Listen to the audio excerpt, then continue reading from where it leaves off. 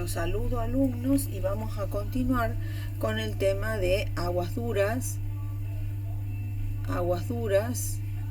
para desarrollar el método de ablandamiento que le permite ablandar cualquier tipo de dureza, que es la que generalmente, este proceso es generalmente el que se utiliza en la industria.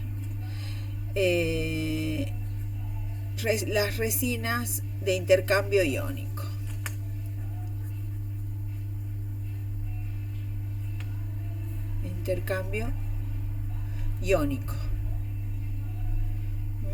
Las resinas de intercambio iónico son macromoléculas, son materiales sintéticos, ¿sí? O sea, son moléculas gigantes, podemos representarlas así en forma muy esquemática, en las que tienen unidos en forma electrostática, por ejemplo, iones protones,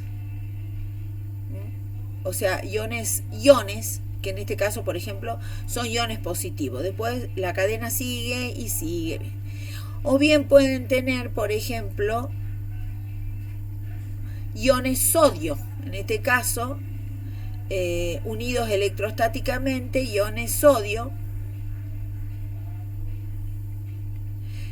Estos iones sodio, estos iones protones conforman lo que se llama una resina de intercambio catiónico.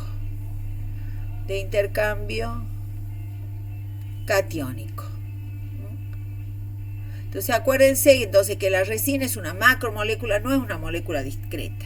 A su vez podemos tener, por ejemplo, una resina, también una macromolécula, un material sintético, el que tenga unido electrostáticamente a aniones. Por ejemplo, iones oxidrilo, ¿sí? Unidos electrostáticamente. O por ejemplo, en lugar de oxidrilo, iones cloruro.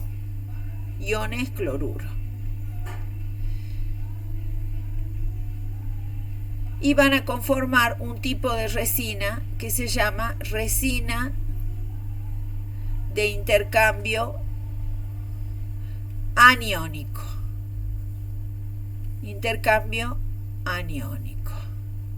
De la misma manera podemos tener resinas mixtas, o sea, resinas que tengan partes donde los iones positivos, en este caso los protones, están unidos en una parte de la molécula y después tengan otra parte de la molécula unido un anión, como los oxidrilos. En este caso vamos a tener una resina de intercambio mixta. Resina de intercambio mixta.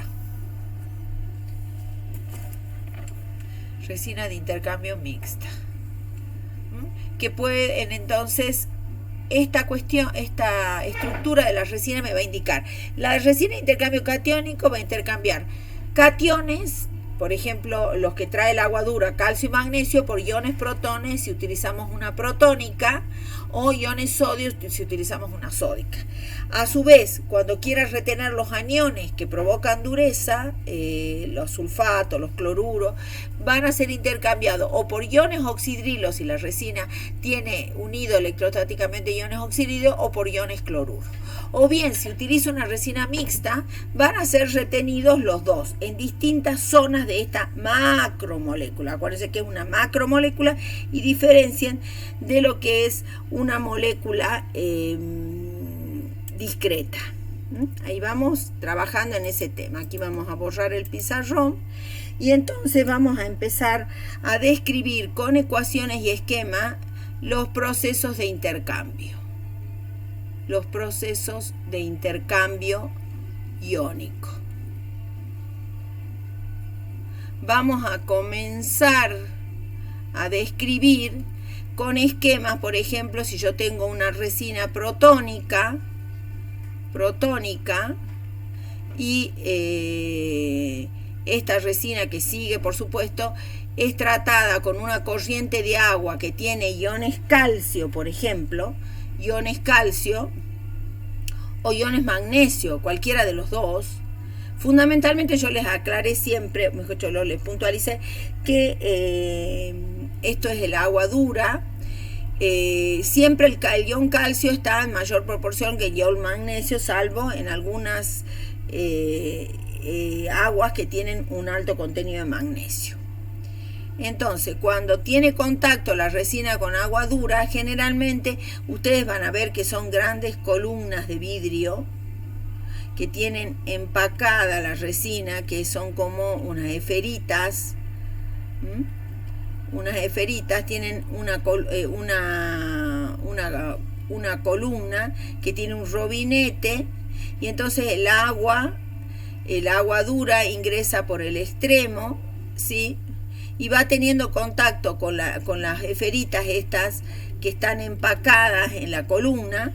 Esta es una columna, y cuando tienen contacto se puede, dado un determinado tiempo de residencia en la resina, entonces nosotros vamos a recibir acá en un recipiente el agua tratada. Aquí va a estar el agua tratada. Bien, entonces, ¿qué es lo que va a pasar? Como tenemos que el ion calcio y un magnesio tienen dos cargas positivas, entonces pueden reemplazar dos cationes,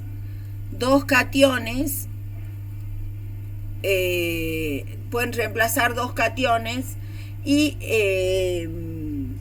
liberar, cada ion calcio va a liberar dos protones, por ejemplo, dos protones por acá, más dos protones por acá, ¿sí? Y de esa manera entonces la resina va a ir operando. Si lo planteamos a nivel de reacciones químicas, podemos representar a la resina como RH, y la ecuación de cuando la ponemos en contacto con ion calcio lo podemos expresar así, y nos va a quedar de esta manera.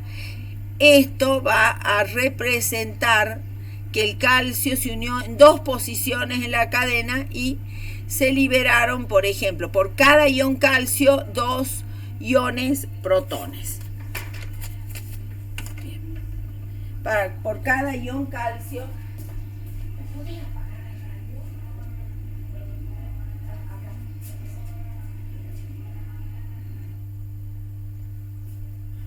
Por cada ion calcio, dos iones protones. De la misma manera, nosotros podemos plantear con el ion magnesio, va a ser exactamente lo mismo, ¿no es cierto? Podemos plantear la ecuación de intercambio con ion magnesio de la misma manera. Acuérdense que el ion calcio y el ion magnesio son iones de elementos que están en el mismo grupo de la tabla, que es el grupo de los alcalinos térreos, ¿sí? Bueno, esto sería entonces un intercambio. Estas van a ser ecuaciones de intercambio catiónico. De esa manera el agua dura se libera de los iones positivos o los cationes. Catiónico, y específicamente la resina que estamos planteando en el ejemplo es una resina de intercambio catiónico. Vamos a borrar página y vamos a plantear ahora qué va a pasar cuando tengo una resina de intercambio aniónico, que va ahora a retener a los aniones de la muestra de agua. Aniónico. Entonces vamos a tener la resina, nuevamente material sintético, macromolécula, unidos electrostáticamente, en este caso aniones, ¿sí? Entonces yo quiero tratar, por ejemplo, a la resina tiene contacto con una muestra que tiene sulfatos, por ejemplo. ¿Sí? Entonces, ¿qué va a pasar? Otra vez, el sulfato tiene dos cargas negativas y cada oxidrilo una. Entonces, el sulfato va a unirse a dos posiciones en la cadena. Y va a liberar esto me va a aquí vamos a poner una flechita para hacer más, vamos a borrar acá y vamos a colocar una flechita. Entonces, y si nosotros más, en este caso 2 oxidrilos acá y 2 oxidrilos acá. Si lo planteamos con las ecuaciones de intercambio, ¿qué es lo que va a pasar? Me va a quedar ROH, así represento yo a la resina aniónica, más sulfato, me va a generar, entonces puedo interpretarlo mejor con estas ecuaciones de intercambio. Recuerdo que son ecuaciones de equilibrio, ¿sí? Y de la misma manera, acuérdense, otro anión que provoca dureza es el hidrógeno carbonato o carbonato ácido.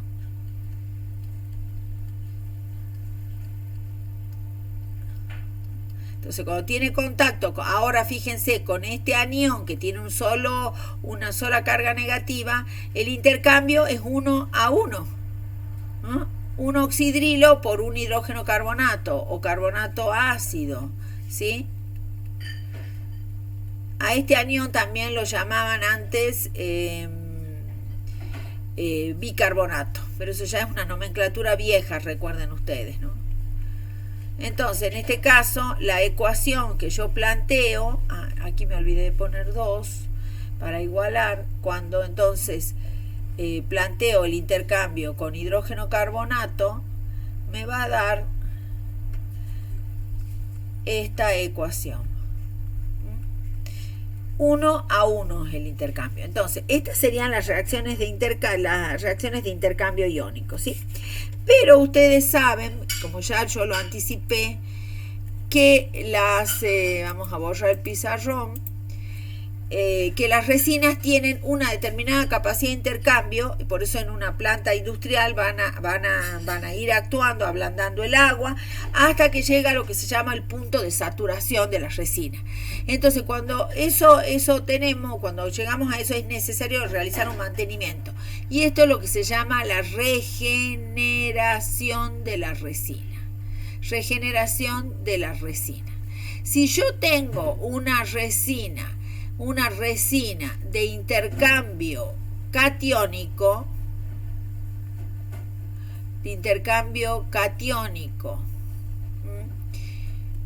puedo tener una resina, por ejemplo, el caso A puede ser protónico,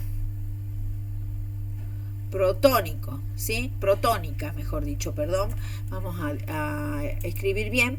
Pero en el caso de que sea protónica, yo cuando la tengo saturada a la resina, por ejemplo con iones calcio, la tengo saturada a la resina con iones calcio, con estos iones, entonces para regenerarla lo que hago es agregar ácido, más ácido, por ejemplo, a solución de ácido clorhídrico.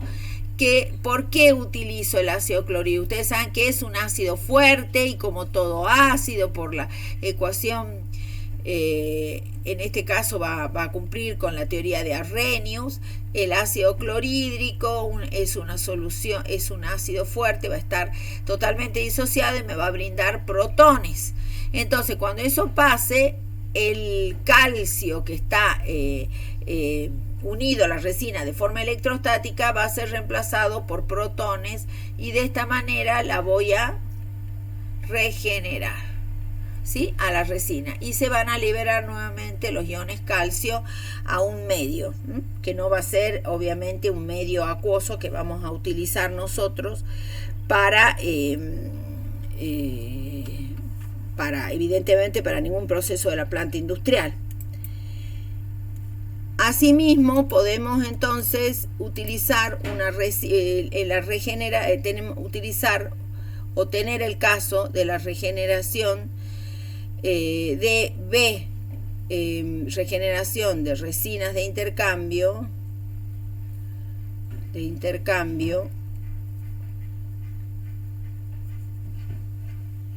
por ejemplo, una resina sódica. En este caso, unida a la estructura voy a tener iones sodio. Perdón, porque es la regeneración. Entonces, si es sódica y para regenerarla, aquí vamos a tener que revisar esto, nosotros teníamos unido iones calcio. Iones calcio, acuérdense que estábamos ante la situación de una resina que los iones calcio se unían en dos posiciones de la cadena. Entonces yo en este caso le voy a agregar cloruro de sodio, una solución acuosa de cloruro de sodio, de tal manera que regenere los iones sodio en las distintas posiciones en la cadena de la resina. Y acá me va a quedar como subproducto los iones calcio que se liberaron. A ver, acá necesito supongamos que haya regenerado estos iones. Voy a necesitar 6. Voy a necesitar 3 cloruro y 6 iones de cloruro. 3 iones calcio, 2 más, y 6 iones cloruro. Y ya tengo una resina de intercambio catiónico, ¿no? Bueno, este es el proceso que se hace durante el mantenimiento de la resina. De la misma manera, si es preciso regenerar la regeneración de una resina, regeneración de resinas de intercambio aniónico,